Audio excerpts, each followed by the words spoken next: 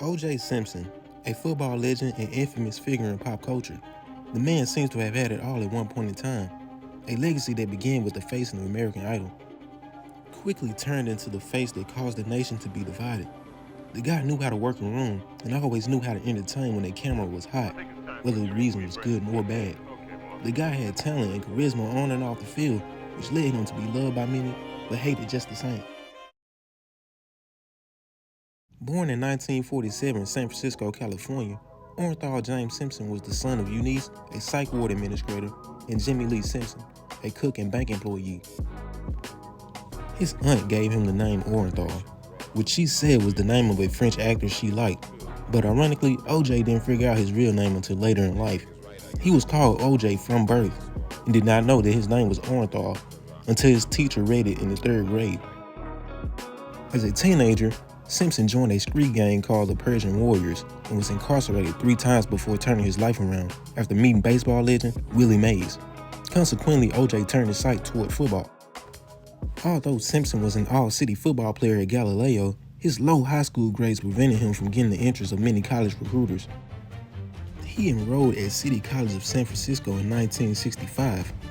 He played football both ways as a running back and defensive back and was named to the Junior College All-American team as a running back. Afterwards, many colleges sought Simpson as a transfer student for football. In 1967, Simpson enrolled at the University of Southern California, USC, where he played running back for the Trojans and led them through some incredible games. Simpson led the nation in rushing for 2 years. In 1967 with 1,543 yards and 13 touchdowns, and in 1968 with 1,880 yards.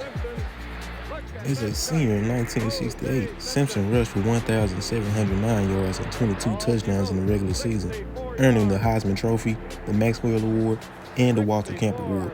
He held the record for the Heisman largest margin of victory for 51 years, defeating the runner-up by 1,750 points. First selection in the 1969 NFL-AFL draft was held by AFL's Buffalo Bills, after finishing 112-1 in 1968. They took Simpson, but he demanded the largest contract in professional sports history, $650,000 over 5 years. This led to a standoff with Bills owner Ralph Wilson, as Simpson threatened to become an actor and skip professional football altogether. Eventually, Wilson agreed to pay Simpson. To summarize OJ's career, Simpson gained 11,236 rushing yards, placing him second on NFL's all-time rushing list when he retired. He now stands at 21st. He was named NFL Player of the Year in 1973 and played in 6 Pro Bowls. He was the only player in NFL history to rush for over 2,000 yards in a 14-game season, and he won the NFL rushing title 4 times. Simpson was inducted into the Pro Football Hall of Fame in 1985, his first year of eligibility. This is one hell of a career, but OJ's popularity will launch into superstardom after his career is over. Simpson will become well known for his appearances on television, through commercials, and his guest spots on popular shows at the time. One of his most memorable spots was the series of Hertz commercials that famously showed him running through an airport. Business seemed to be great for OJ. He raised Hertz profits by 50% and at the same time became the face of a major brand. Paired with Hertz and a few other brands such as Honey Baked Ham and Pioneer Chicken, Juice would also spend time as a broadcaster on NBC from 1978 to 1982. And joined the Monday Night Football crew of ABC in 1983, which made him the first black announcer to join the network's #1 show. With this being said, OJ was known and loved everywhere. He became an American sweetheart, that is, until June 13, 1994.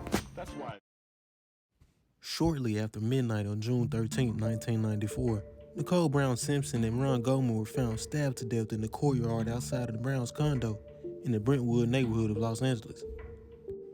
The police determined the murders took place on the night of the 12th. Goldman had been there to return a pair of glasses that Nicole's mother had lost earlier that day.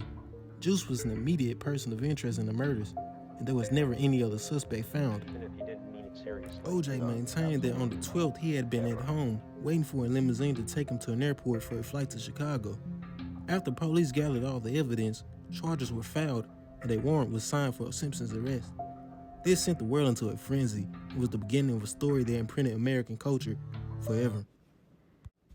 This situation is already wild enough, but OJ would take it a step further. Simpson, in agreement with his attorneys, was scheduled to turn himself in at 11 a.m. on the morning of June 17th.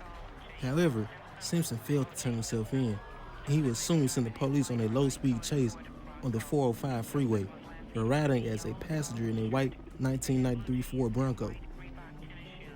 The vehicle was owned and being driven by his former teammate and longtime friend Al Collins, also known as AC.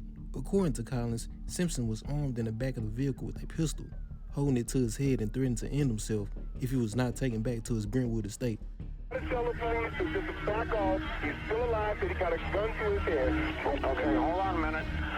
Monica? He just want to see his mother. Let me get them to the house. Okay, hold on a moment. That's all we ask. He got. Make matters worse, as AC and OJ were on the run, Simpson's lawyer Robert Kardashian publicly released a letter from him saying, "Don't feel sorry for me. I've had a great life, great friends. Please think of the real OJ and not this lost person." Eventually, OJ was arrested shortly before 9 p.m. The chase was broadcasted on nearly every live television station. Stations interrupted coverage of the 1994 NBA Finals to broadcast the incident live, with NBA stars watching the chase during halftime. We are, of course, mindful of the OJ Simpson situation, and we will apprise you of it. There were and are many people who think OJ was the actual person who committed the crime, and the evidence was pretty damning. Prosecutors provided DNA evidence, including both victims' blood being found in Simpson's car, Brown's blood being found on Simpson's socks, and hair and clothing fibers consistent with Simpson, Brown, and Goldman, as well as fibers being found on Simpson's Bronco and Brown's dog. There was also a black leather glove recovered from Simpson's home. The other glove in the pair was found at Brown's condo. OJ's team responded to this by saying that the glove doesn't fit OJ's hand, which led to the famous glove fitting scene in the courtroom. And another major turning point in the case came when an investigator named Mark Furman, who collected evidence on the case, was outed for using the N-word multiple times on record. This basically took all credibility away from Furman and almost made all of the evidence a possibility of a frame on OJ. This single-handedly cemented the entire public image of the case to be true. It wasn't just about OJ Simpson, it was about race in America, especially in the city of Los Angeles, a couple years removed from the beating of Rodney King. It divided the nation along racial lines. White people were more likely to believe in Simpson's guilt, while black people were more likely to believe in his innocence. Many people believed Simpson was being set up by the police, taking into consideration the LAPD's history of corruption, the acquittal of LAPD officers who beat up Rodney King, and that Furman, who found the glove at Simpson's home, entered the home without a search warrant. The defense argued that Furman had planted the glove. The trial ended after 11 months on October 3, 1995, when the jury stated a verdict of not guilty for the two murders. An estimated 100 million people nationwide tuned in to watch. Find the defendant, Orenthal James Simpson, not guilty of the crime of murder in violation of penal. Immediate reaction to the verdict was known for its division along racial lines. A poll of Los Angeles County residents showed that most African Americans there felt justice had been served by the verdict, while the majority of whites and Latinos said that it had not. That's what she said, and he knows he did. I really believe that he is guilty. However, I think that California is relieved that he was shown not guilty, because the blacks would have burned the city down. Many people were disappointed by the verdict, but a few years later, OJ would lose a civil case for the death and battery of Brown and Gold. OJ would soon lose almost everything he worked for in consequence of paying out the families. His Heisman and many other assets were seized, which he would later serve 9 of 33 years for a robbery of trying to get some of his things back, including his Heisman Trophy. Over the years, it has almost become a phenomenon and a million-dollar question: do you think OJ did it? It has been over 30 years and the case is still discussed, and almost will forever be a mystery of what truly happened. For OJ, the case literally destroyed and overshadowed everything he worked for. His highly successful football career is forgotten, and his charismatic image seems to be a distant memory. The man and talent known as OJ Simpson will forever be an American treasure that turned into a symbol of tragedy. But can people admit that his presence on the field was unheard of? Thank you very much. He's a man with class, a man with dignity. Ladies and gentlemen, I give you O.J. Simpson.